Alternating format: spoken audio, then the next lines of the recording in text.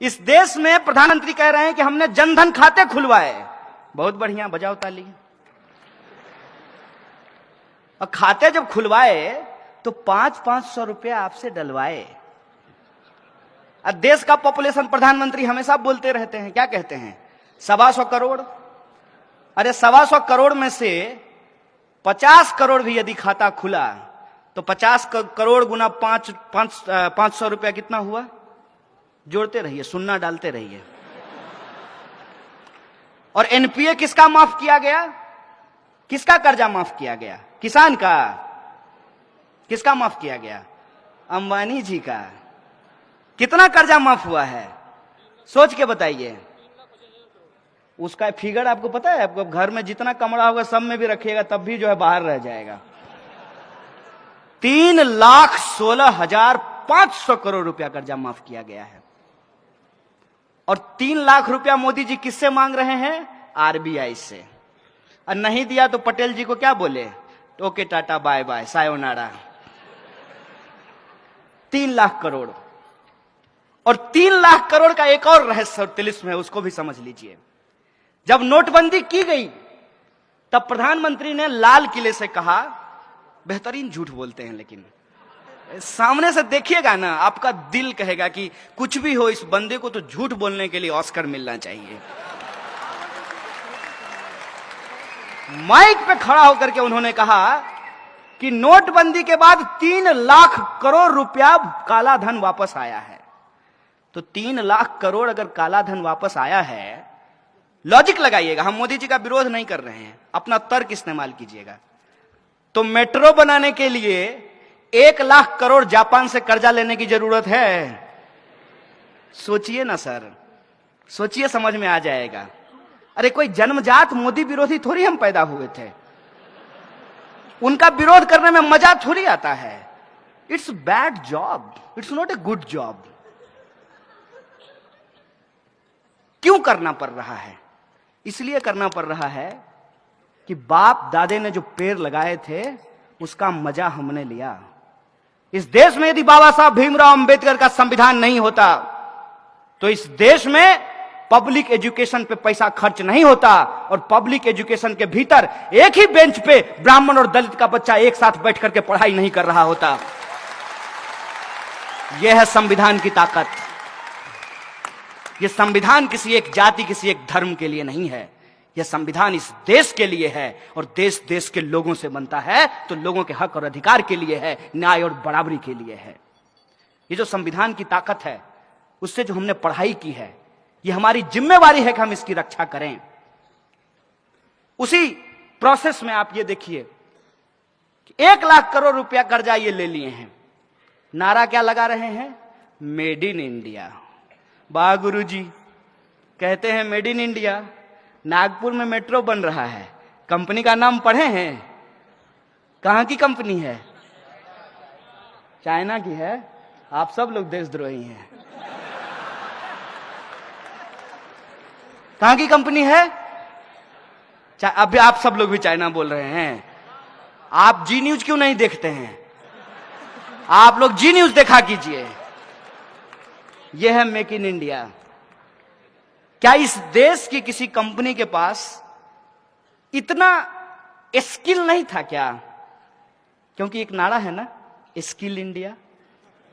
तो क्या इस इंडिया में इतना स्किल नहीं था कि नागपुर का मेट्रो वो बना सके? नहीं था इनके हिसाब से।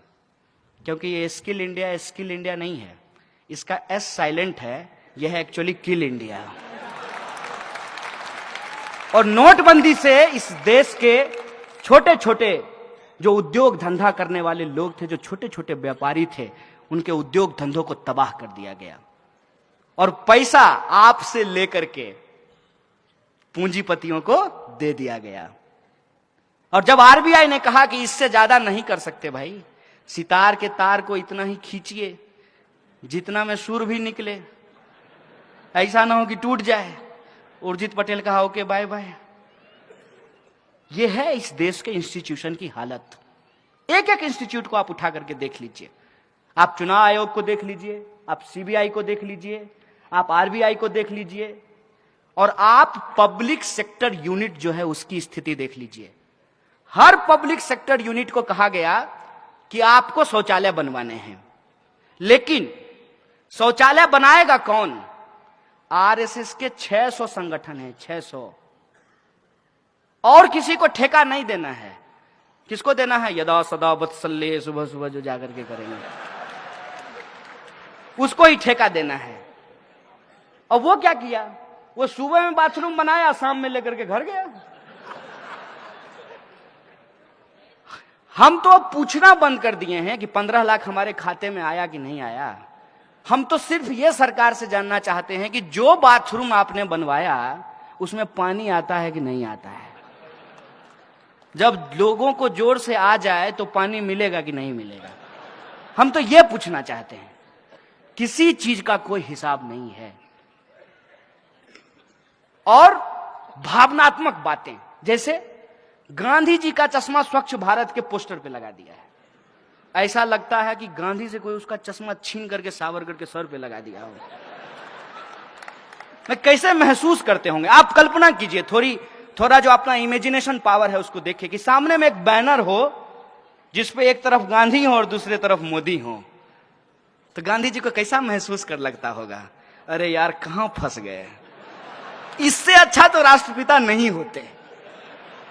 माने जो लोग मार करके मिठाई बांटी और उस हत्या को बध बताया, बध। अगर मैं गलत बोल रहा हूं तो मुझे बताइएगा। गांधी हत्या को ये लोग गांधी बध बोलते हैं। वही लोग सत्ता में आकर के कितना बेहतरीन एक्टिंग करते हैं मोदी जी, समझिए। जब वो गांधी पे फूल डाल रहे होते हैं, कितना बेहतरीन एक्टिंग है। कितना बेहतरीन एक्टिंग है जब वो बाबा साहब अंबेडकर के फोटो पे माला चढ़ा रहे होते हैं। क्योंकि उनका सोच क्या है? सोच है उनका कि गटर में उतरने से आध्यात्मिक सुख मिलता है। गजब का प्रधानमंत्री हो यार। तो उनका एक वीडियो आया था, योगा कर रहे थे। मन किया कि पूछ लें कि गटर में कब उतरिएगा आध्यात्मिक सुख के लिए। कर्मयोगी नाम का एक पुस्तक लिखे जिसमें बोले कि गटर में उतरने से आध्यात्मिक सुख मिलता है। और उससे भी ज्यादा हमारे यहां बिहार में एक शब्द कहते हैं, ढीठ। ढीठ ढीठ कहने का मतलब यह है कि आप कुछ भी कहिए, दोनों कान का इस्तेमाल करेंगे, एक से सुनेंगे दूसरे से निकालेंगे और मुंह से मन की बात करते रहेंगे, जनता कहीं भी जाए। प्रधानमंत्री कहते हैं कि गटर के गैस से चाय बनाई जा सकती है। उनको गटर का गैस दिख जाता है। आपको गैस दिखा है?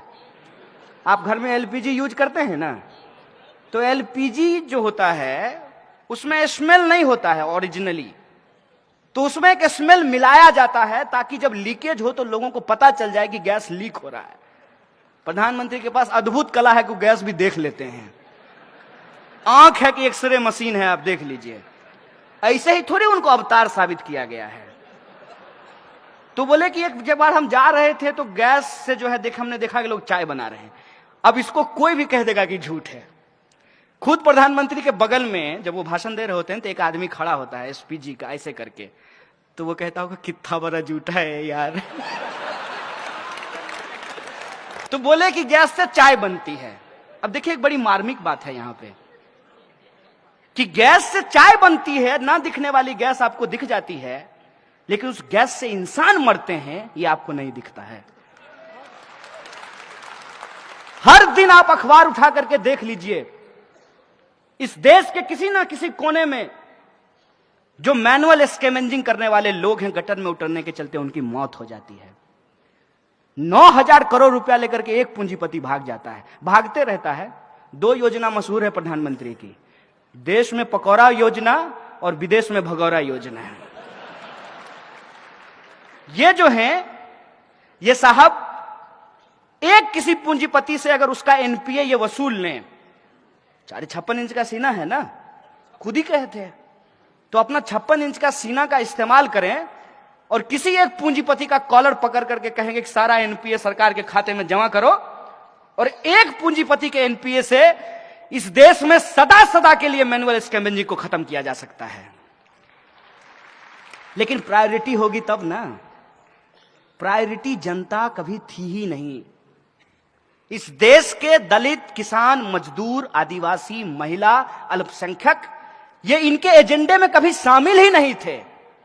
और इस पे यदि आपको भरोसा नहीं होता है, प्रधानमंत्री का बयान जब वो मुख्यमंत्री थे तब का आप जाकर के सुन लीजिए। पैसा नहीं लगेगा, जियो धन धनाधन।